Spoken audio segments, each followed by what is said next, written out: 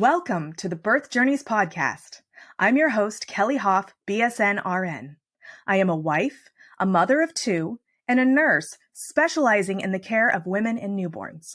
In this podcast, we will share powerful journeys of birth givers with the goals of lifting the veil on the birth experience, healing through sharing, and beginning an open conversation to strengthen trust and promote transparency between birthing people and healthcare providers. Welcome to the Birth Journeys podcast. I'm your host, Kelly Hof, BSN RN. I'm the mother of two and a nurse specializing in the care of women and newborns. In this podcast, we will share powerful journeys of birth givers with the goals of lifting the veil on the birth experience, healing through sharing, and beginning an open conversation to strengthen trust and promote transparency between birthing people and healthcare providers. Hi, and welcome. Today I have with me Ellie Goldstein, RN BSN. Ellie is a hospice nurse and a death doula. Ellie also sells hair care and skin care. She is the mother of two girls, and she is here today to share her birth story. Ellie, welcome, and thank you for joining me. Thank you, Kelly. I just got so excited when you said that. There's just so much to talk about. So thank you for having me.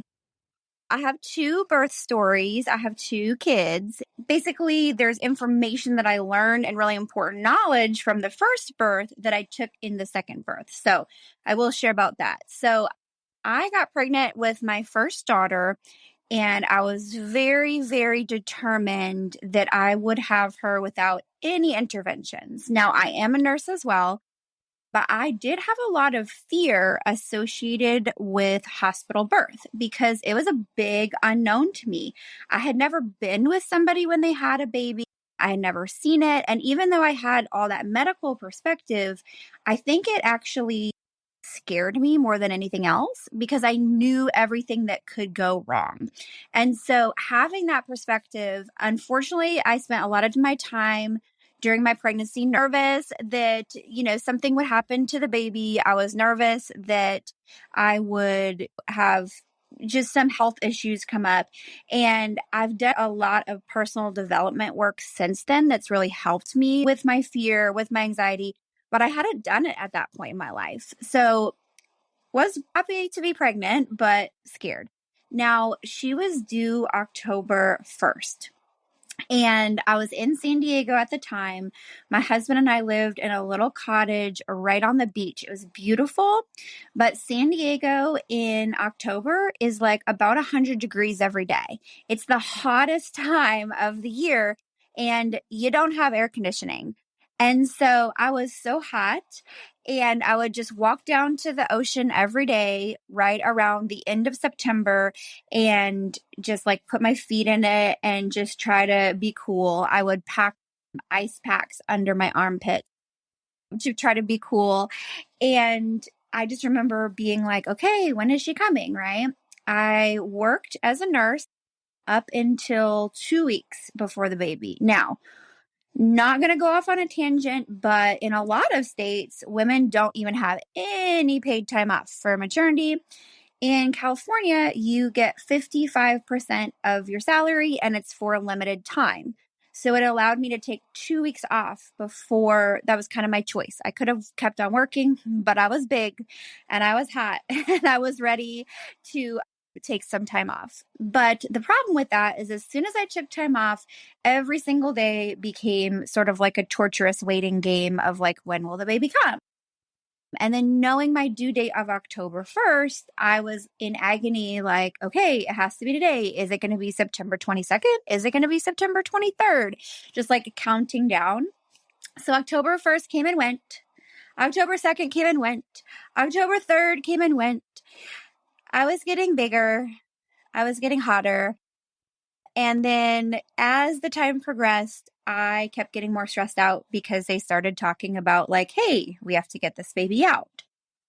My husband is in his last year of medical school now as an OBGYN, and he's shocked that they actually did not do an induction sooner.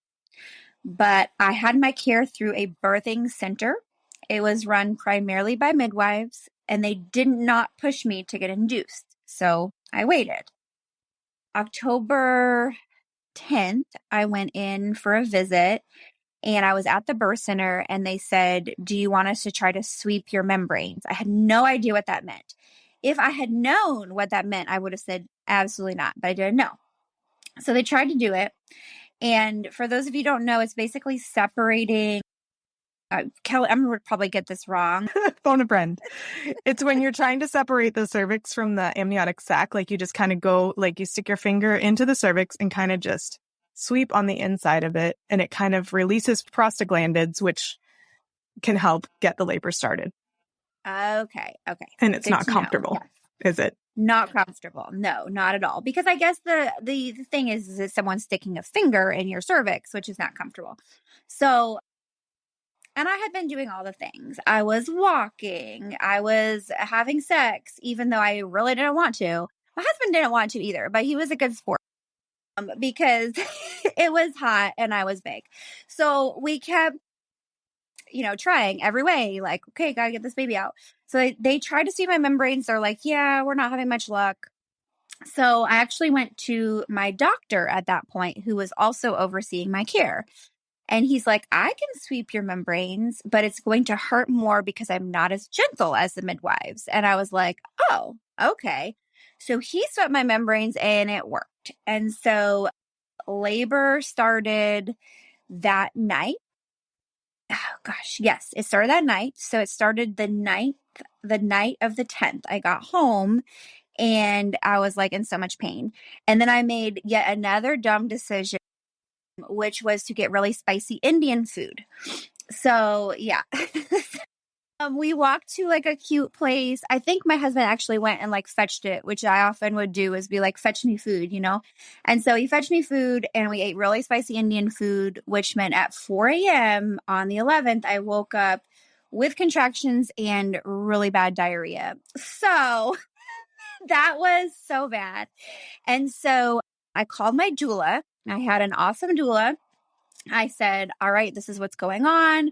I felt like the contractions were pretty regular. She came over and she's like, okay, let's head to the birth center. So we waited until about 10 in the morning. We drove to the birth center and they checked me and they were like, yeah, no, you are like a tiny bit dilated, like basically get on out of here. So I'm like, okay, that's fine. Except my home at the time was not a nice place to be. It was like 85 degrees inside. I am sweating. I am hot. It's loud outside. It was Oktoberfest in our party beach town.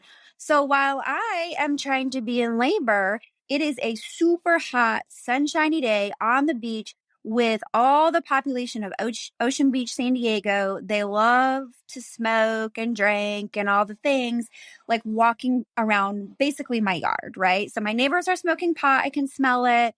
People are yelling. It just wasn't like peaceful. And so I just did not have a peaceful day.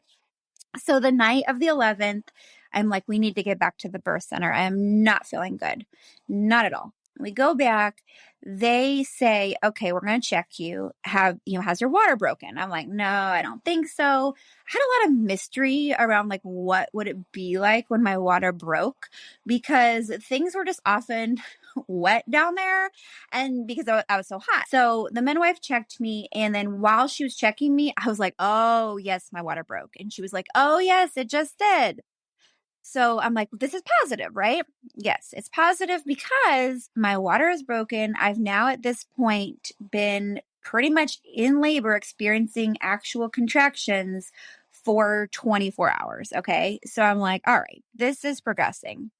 She's like, do you want us to send you home with some Ambien? No, I do not. That is not what I want. I want to get this baby out. I'm tired. I'm hot. And no. And so she's like, well, I suggest you go to the hospital. And I'm like, I can't be here. No, I can't be there. I have not progressed enough. So I was mad. I was mad at the birth center. But at the end of the day, is what it is. So we got in the car for the hospital, a very bad ride, screamed at my husband the whole way. I was in so much pain. Every bump was like torture. And it was only about a 15-minute drive, but it was horrible to me. Got to the hospital. I was in so much pain at this point that I was really just, I think, in fight or flight mode. You know, when like you see an animal that's like scared because they're like in pain and they don't really know what to do. So as my husband was checking me in, I had a contraction that was so strong that I thought the correct thing to do was to run into the bathroom and hide. So I ran into the public restroom of the hospital in my little like maxi dress, and I wouldn't come out. And they were like, Ellie, okay. And I was like, is my room ready? And they're like, it's ready. So then I eventually like came out, but I was in there for a good like 20 minutes. I felt like that was my safe space. So I came out. And I was really at this point upset. I'm like, I didn't want to be at a hospital. I was supposed to be at a birthing center. You better not give me a C-section. You better not cut me open. I'm like, I'm going to be so mad at you. And I just really probably very unpleasant to the kind labor and delivery nurses who were working there. I also have the problem of being a nurse myself. So they're like, we're going to start an IV. I'm like, okay. Then they gave me lidocaine, I guess, to numb it. But I'm like, don't give me lidocaine. That will collapse my very nice veins and cause it to be hard to find a vein. And they're like, well, we just do. And I was like, well, just don't. But they did. And then they couldn't find a vein. So I was just like probably the worst patient because they stuck me 3 times and I was like about to lose. I was quiet, but like in my head cursing them out. But they got my IV. They gave me fentanyl. And then I was also mad because I'm like, so if you're going to give me fentanyl, you need to give me Zofran or I'm going to vomit everywhere. And they're like, yeah, okay. I'm like, yeah, okay. Where's the Zofran? Like, it needs to be drawn up in an IV form so that you can put it into my IV immediately after the fentanyl. They didn't listen, pushed the fentanyl, and then I immediately vomited a lot. So I was like, all right, I told you. Then they gave me the Zofran. Now, the thing that I wish I had known is that I was in so much pain at this point. I'm like, okay, I'd like an epidural so that I can rest. I had no idea that an epidural, you cannot move your legs. You will not, nope, you are not walking anywhere. And I don't know why, but I had not considered that. So the anesthesiologist was great. By this time, it was probably like 3 a.m. He came in, started my epidural, went very well. And the nurse was really sweet. She's like, hey, I know you wanted a natural birth. Next time you can plan for that. And I was like, now that I know what this feels like, the next time will be epidural first. Okay. And she's like, okay, that's fine. And then one thing she did say to me is she's like, look, I know that you came in here and you were very much like, I don't want a C-section. She was like, we don't really want that for anyone either. She's like, that's a lot more work, like not just like the work, but danger for everyone involved. She's like, it is a lot more harrowing of experience. We're a lot more worried about the mom, a lot more worried about the baby. And so, just so you know, for any future, like we are on board with not having to do a C-section also. And I was like, oh, thanks. Okay. Sounds good. So then I had like a Foley in, which I couldn't really feel. I had my epidural. I was finally able to get a little bit of sleep, which was really nice. Mike was really tired, but he was a trooper. He finally was able to rest. My doula was there. She did a great job, but he finally kind of curled up in the bed with me, which was really nice. So we got like maybe a few hours of sleep. 7 a.m. comes. Bam! On goes the lights. Booming voice. Get out of the bed. There's one person allowed in the bed, and that is the patient who has a baby inside them. If you're not the patient with the baby inside them, you better get out of that bed. And I was like, wow, okay. So that was how we met our nurse who delivered our first child. That was our first introduction to her. I understand that for safety reasons, it's helpful to have not more than one person in the bed. I get that. There was a lot nicer ways to say that. So we kind of started off on the wrong foot with her. Her name was Tana. I remember that because it's a not common name. And I have a friend named Tana. And so the day went on like pretty slowly. I was definitely in labor.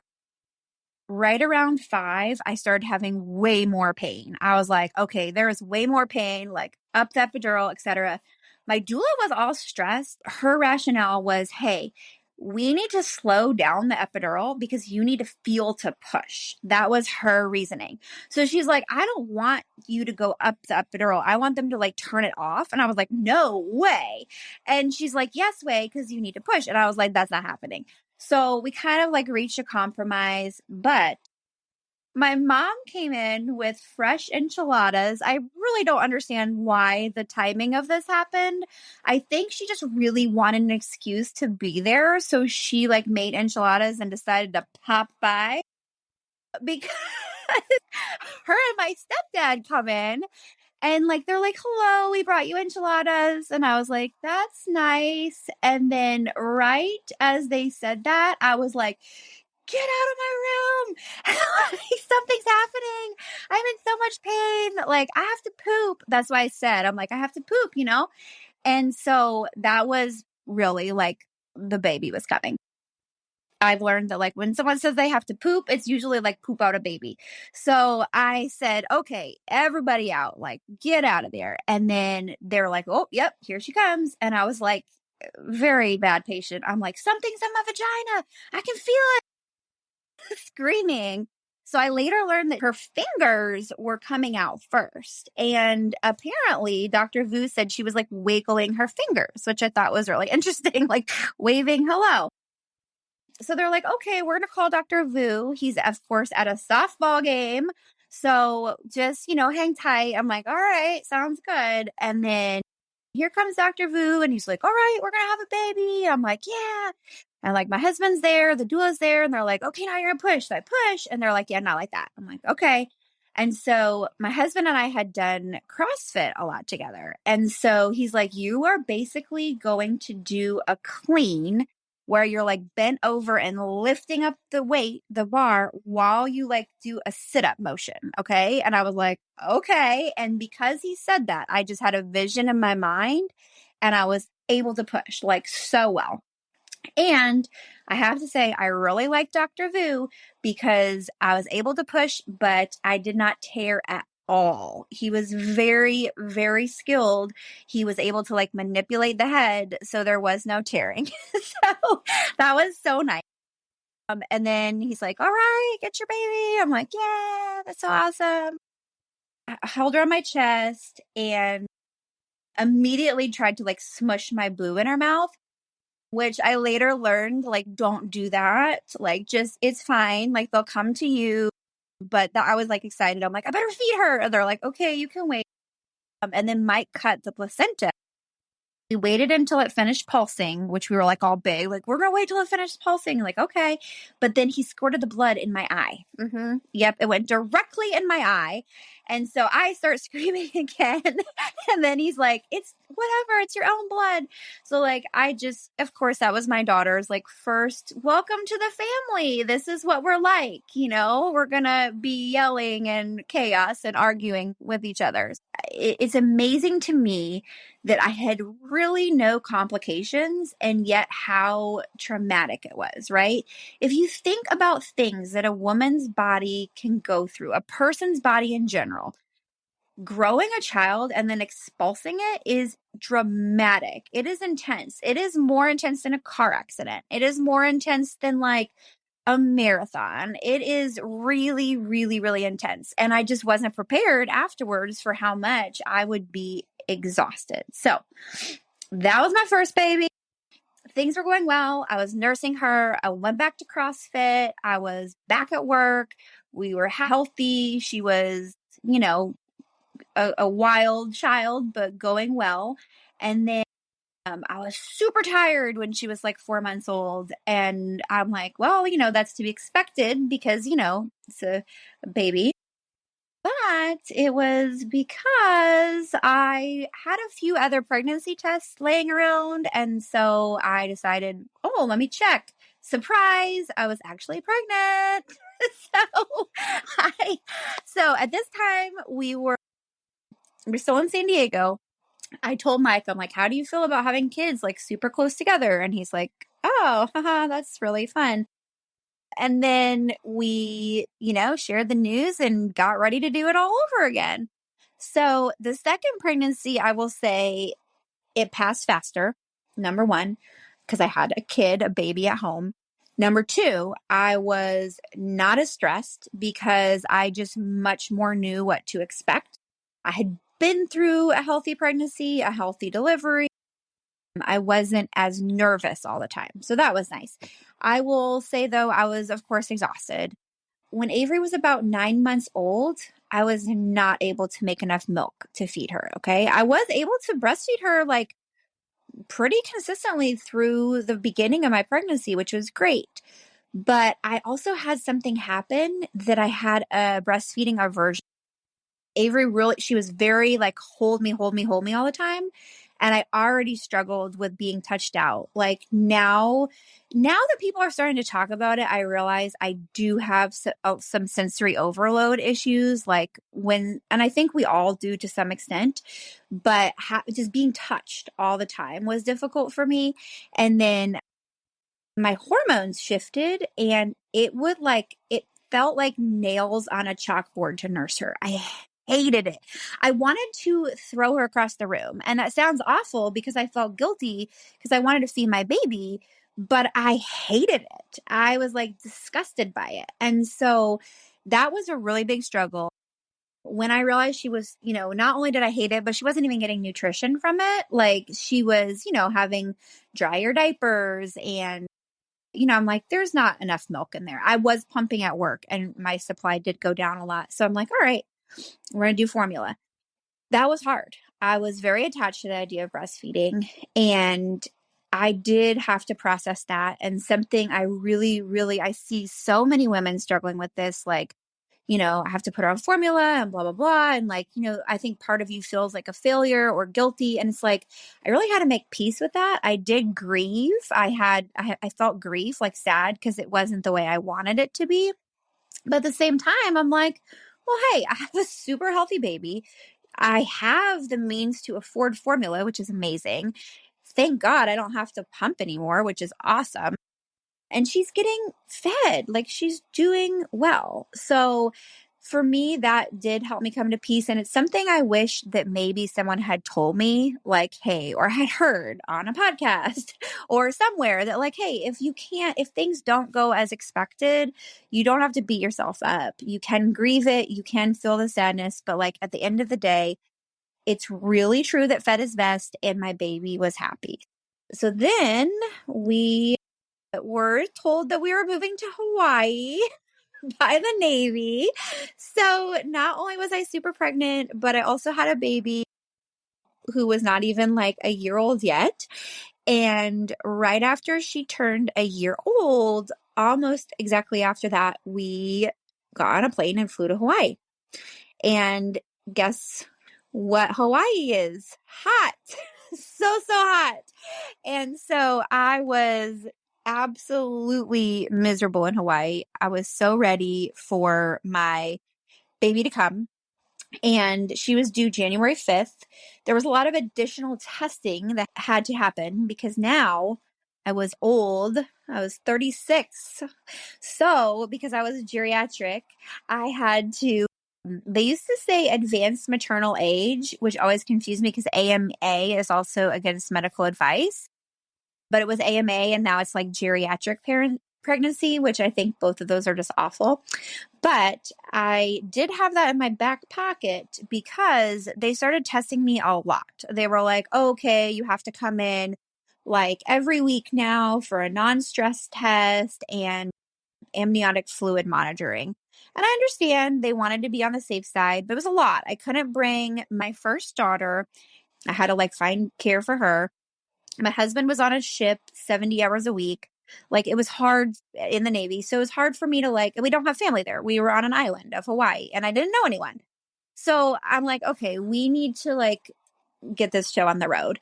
For December 23rd, my mom's birthday, I went in for my non-stress test and they were like, you are having contractions. And I'm like, those aren't contractions. Those are Braxton Hicks. I've had those for like a long time. It's very hot here. I have another kid. I'm on my feet. I'm picking her up.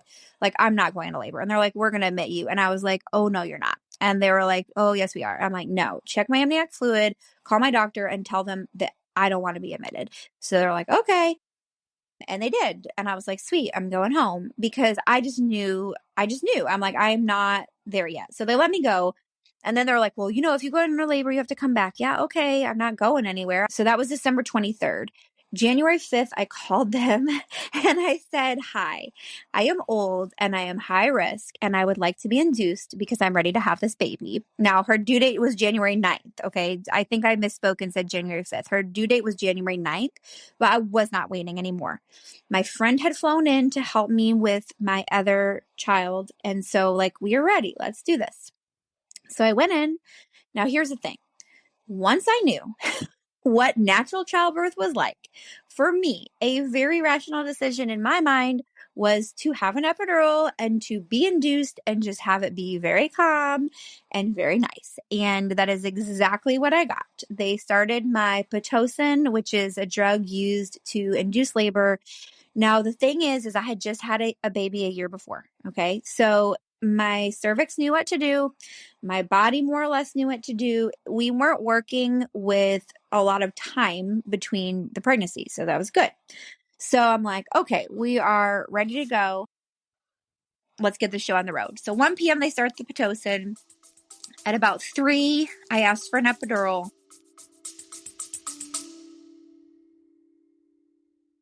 Are you pregnant and planning a hospital birth?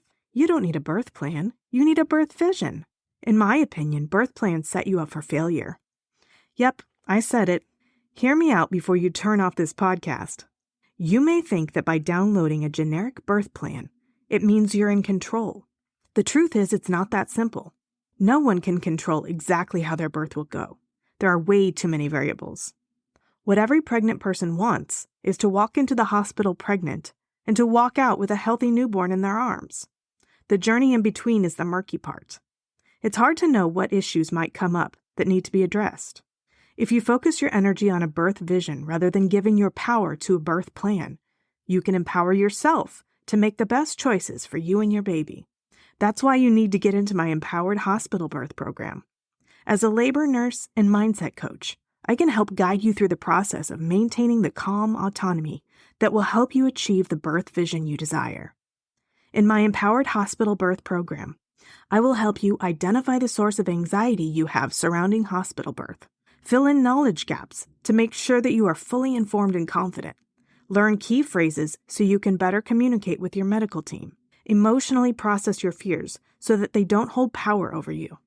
Go to kellyhof.com/empowered to book a free 30-minute private birth vision call, where we will identify your top fears and must-haves and gain clarity on exactly how you want to feel in the birth space. That's kellyhof.com/empowered. I'm honored to be a part of your birth journey. At about 6, they were like, let's break her bag. And I'm like, oh, okay, that's new. But I had the epidural. I was journaling. We were listening to music, very calm. I even remarked, this is so civilized. This is so nice. So it's an Army hospital. So our nurse is an officer or whatever. She's a higher rank, basically. So she wrote her title, and then I got nervous. And my husband's like, she's a nurse. It's just, she's in the military. It's okay. I'm like, all right. She was very, very kind. She gave me a peanut ball that I could do some, peanut moves on. I guess it helps open up things. So I was doing that. And then the guy came in to break my bag, the resident. So he's like, we're going to break your bag. I'm like, okay, I'll never forget. We're going to break your bag. I'm like, okay. So he said that a couple times. And then he literally compared me to a farm animal. He was like, yeah, I've done this on a lot of cows. And I'm like, that's the way you want to start this relationship? I am not a pregnant cow. Okay. So very right off the bat, I'm just like, what? And then he gets his hook up in there because they break your bag with a hook. And then he's like, oh, you got a tough sack. I'm like, okay, no. It's I'm so over this. But, I guess even though I was stronger than a cow, he was able to eventually break my sack. And then that was right about 7. And I remember being thankful because it was kind of change of shift for my doctor, for my nurse, but she was she stayed. She was there. She was like in it, in it to win it. She's like, we're good. All of a sudden, I was like, okay, she's here. I have to poop. And I like knew that feeling. And they're like, okay, let's just do a test push. And then Mike said, like, my test push, she almost completely came out. And they were like, whoa, okay, let's wait. Because I knew what to do because I had just done it. So the attending like walk, and I was like, I am not waiting. I don't like not push for people, right? No, like I am pushing. So it's coming. You can get in here or not. And so I was basically delivering as the doctor walked in. So she delivered. Afterward, I did have some like hormonal shivers. Basically, I had like rigors, and I had that a few times during my pregnancy with her. I guess my hormones would shift. I would get so cold, like bone cold, shivering. And that did happen postpartum. I lost quite a bit of blood. I do have fibroids. So afterwards, I don't remember the exact medication they gave me, but they stuck it up my butt. That's all I know. So I don't know what it was called. Kelly, do you side attack? Side attack. That's it. Okay. Yeah. They stick 4 to 5 pills up your butt. That's a lot. It's a lot. Yeah. Well, I was still real numb down there, which is good. I did tear, and not a lot. It was like not a lot, but I still was mad about it. And I still told the OBGYN that her skills were not as good as my previous because But did you wait? Did you wait for that doctor to show your skill? Yeah, no. There we go. So yes, you're right. I did push, like I'm just like, nope, not wait. So, but yeah, so they did the cyto check, and then postpartum went well. So I actually went home with my sweet baby. This was interesting. So in the hospital, my experience with my first hospital, they said, we will never ask to take your baby. If we ask to take your baby, you know that it's not us, etc. I'm like, okay. I mean, makes sense. Don't want anyone to take your baby. Well, at the military hospital, as soon as my husband was gone, because he went home to get something, they're like, hello, we're going to take your baby. I'm like, no, you're not. And they're like, oh, yes, we are for tests. And I was like, no, get out of here. My husband is coming back. So it was interesting, just like the difference. It alarmed me, but they were good. I didn't want her out of my sight. So when she did go for a couple of newborn tests, my husband actually went with her, which was nice. And they kind of acted like, oh, well, we'll see if the doctor's okay with it. And I'm like, well, the choices are either the doctor can come into our room, or like we cannot do these tests, or my husband can be there. So, those are our choices. And my husband's like, you're being like really a lot. And I'm like, I know I am, but that's just how I feel comfortable. So I went home, and my second baby breastfed like a champ. And then, much to the glorious, glorious dreams of my firstborn, I was able to nurse her again, which made her life. She was so thrilled because nursing is probably the thing that she loved most in the world. And to this day at 7, she'll still say, I want you to nurse me. And I'm like, no, I have no milk. You dried it all up.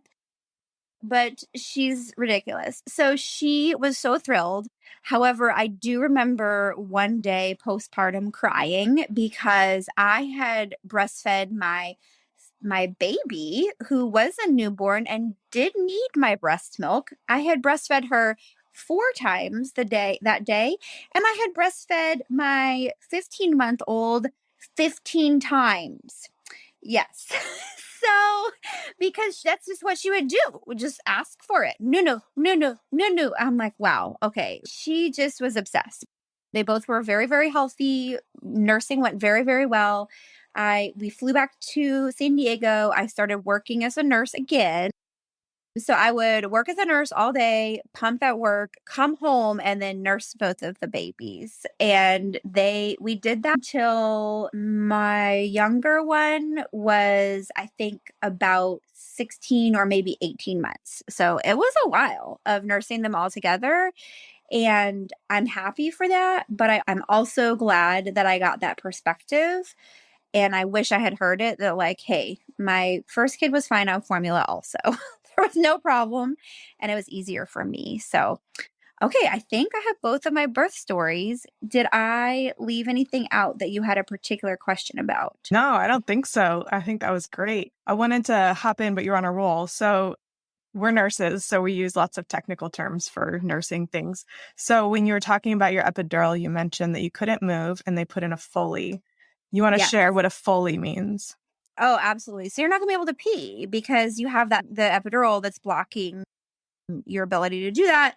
Plus, you can't. Oh, and you'll have to answer me. Can you pee with an epidural? But it's just like maybe not good because you can't get up. So I've seen people not be able to pee. I've drained like 1,500 cc's before out of someone's bladder. It's Okay. insane.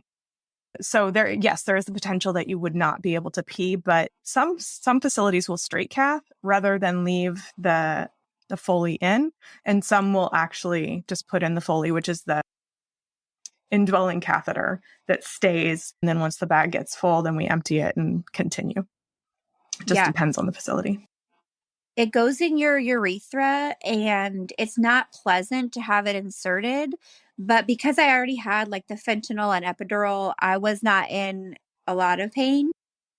My epidural went very well with the first birth. The second one, she had a lot of trouble with placement. She really struggled. My first one was an anesthesiologist. My second one is a CRNA.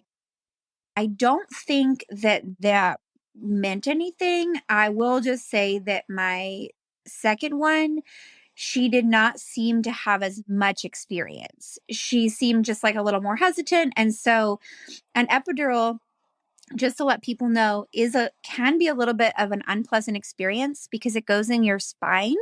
And if they don't insert it correctly, it can like almost basically it's like this crazy shooting nerve pain where you feel all the nerves. And then because she had stuck me more than once, I think it was a total of 3 times, I was really sore there for a few weeks. I had like some soreness associated with it, some nerve pain. I have known women who've experienced really bad spinal headaches, meaning that they've had a small leak that can happen. Just interested to know, like one epidural, I thought, oh, epidurals are great. But then after my experience with the second one, I'm like, well, maybe not so much. Maybe I just got like, lucked out my first one. So, yeah, there's a lot of things it depends on. Basically, when you're getting an epidural, you're going in kind of blind. Some epidurals they'll do under an ultrasound, but when we do it for birth, you're like trying to move around a baby. You can't lay face down. You can't get into a position that would allow us to do like an ultrasound and all those things. And most of the time you're already in pain. So we just kind of sit in that position and they feel for where they're supposed to go. And then they put the needle in and feel the little pop when they go past those muscles, and they try to get into the layers of the correct layer of the spine. I mean, this is minuscule space. So it is an art form. It has nothing to do with an anesthesiologist versus CRNA. I've seen wonderful practitioners on both sides, but it is definitely an art form. And also a person's anatomy has a lot to do with how the epidural catheter, which is about the size of a fishing line, how that is fed into the epidural space, which is a tiny little space surrounding what's called the cauda equina, which is like the little tail at the end of the spinal cord. You don't go into that area. That would be a spinal, but you go just outside of it to bathe all those nerves in the numbing fluid. But then you have to feed the catheter, which is flexible. And like I said, the size of a fishing line. So if there's any kind of anatomy in there that would bump up against it, it can curl, it can move to the left or right, it can do all sorts of things where it's not quite even and doesn't feed correctly. So it's possible also that because you'd had an epidural 9 months before, it's possible you had some scar tissue, or that there was like some anatomical structure that made it difficult, because once you've gone in there, it's possible that there's some healing process that's gone on. And so it could make it difficult. Or because you're pregnant back to back, there could be some additional anatomical changes that could have made it difficult. So who's to say that whether it was the CRNA or whether it was some other stuff going on? Yeah, it was really interesting to compare both births. I really think that if I had done anything before, it honestly would have been like mindset work, like meditation, breathing, even like positive affirmations, just things that you can do to help a positive mindset, because I really did spend my entire first pregnancy just so nervous that something would happen that I don't think I really enjoyed it. I wasn't prepared for postpartum anxiety and depression at all. I was super anxious postpartum. And then with the second baby too, it was hard. It was so hard. And one thing that I strongly advocate people to do, and I tell moms this, is like, as sad as it is, while it is sad, the truth is that no one is coming to save you. You have to advocate for yourself. Nobody's going to say, hey, I've set up a sitter so that you can go take some time out of the house. Going shopping alone is not self-care. Taking a shower alone is not self-care. Like going to get a massage, having a yoga class, seeing a friend, those are things that are self-care. But you have to be the one who says, honey, I need you to set up a sitter so that I can take time in the house. Or, hey, I'm going to call around and find somebody to watch my kid, right? Like you just need to advocate for yourself. And I think it's to a level that we don't often do. And that I wish if I had gone back, just knowing very, very early on that like, hey, I'm going to have to set up support for myself. And that's okay because we really, really need that. And once I learned that I could set up support for myself, I think motherhood became more enjoyable. But I do see people struggling where I'm like, look, let's just make the decision that you can not only ask for help, but basically make it so that you have help. So Yeah. Preach, sister. That's everybody hear that? Say it louder for the people in the back. That is so important. Yeah. So back to the anxiety, though. I personally didn't recognize the anxiety for what it was. How did you recognize that you were experiencing that? That's a really good question because I don't think I really put it together until afterwards, which was funny because they warned me and they warned my husband, hey, postpartum anxiety and depression is real, etc. But I just didn't really know until retrospect, looking back. With my second one, I did kind of get it a little bit more, but it's not like the anxiety I had experienced before. It's different. And so I think that's what kind of tricked me is that I was feeling off. I was not feeling good, but I wouldn't have labeled it as anxiety because the postpartum anxiety is different than typical anxiety. Yeah, it's one of those things where it's like you have to kind of ask yourself the key questions. I was tricked by it because I was expecting to not have the desire to get up in the morning, not have the desire to take care of my baby, not have the desire to take care of myself. I didn't experience any of that, but I definitely had postpartum anxiety with both. The first time I didn't get medicated or do anything about it because I didn't know what it was because I was doing all the things and I was enjoying the things. I just had kind of intrusive thoughts and I thought they were normal. Then after my pregnancy, I noticed like things were getting difficult. There were some traumatic events that were occurring. And I noticed myself getting kind of more irritable and just generally annoyed. It finally took talking to another friend to be like, oh yeah, this is a sign of depression. Doesn't matter that I'm motivated to do all the things, that I'm not sleeping all the time, that I'm irritable and that's making my life difficult. And on top of that, I'm also having some intrusive thoughts. It can manifest so differently. And I just think it's important for women to be aware that if it's not your baseline, if there's something that's happening that isn't normal for you and it's a mental health or an emotional issue that isn't your baseline, it's important to talk about it. You can get help. You can take a tiny little pill and it will all go away. And it doesn't have to like completely disrupt your life. Do you have anything else to add? I would say my thing maybe just to warn people, if you're breastfeeding, it does not prevent your period from coming back, by the way, because I got mine like at 5 weeks back. And then just be aware that like if your period is coming back, there's a very good chance that you might get pregnant again. So that is just to be aware of because afterwards I kind of felt like an idiot. I'm like, wow, okay. Like, cause we're like, wow, shocked. How could I get pregnant again? I know a lot of people that had like a surprise second baby very close after their first. Yes, you can get pregnant while breastfeeding. regardless of whether you have your period, you can get pregnant while breastfeeding. So definitely use contraception or just don't have sex. You can take a break. Your body's been through a lot. All right. Well, Ellie, thank you so much for joining me.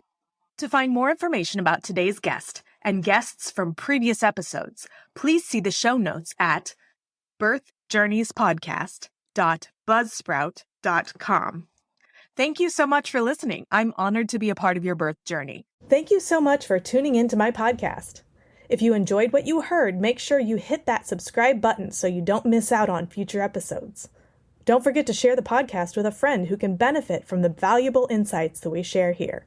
And if you could take a moment to leave a 5-star rating and review, it would mean the world to me. If you're ready to work one-on-one with me to embark on a transformational journey towards a confident and empowered hospital birth experience, go to kellyhof.com/empowered and enroll in my Empowered Hospital Birth Coaching Program.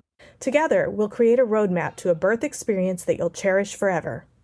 That's KELLYHOF.com/empowered. Let's make your birth experience extraordinary.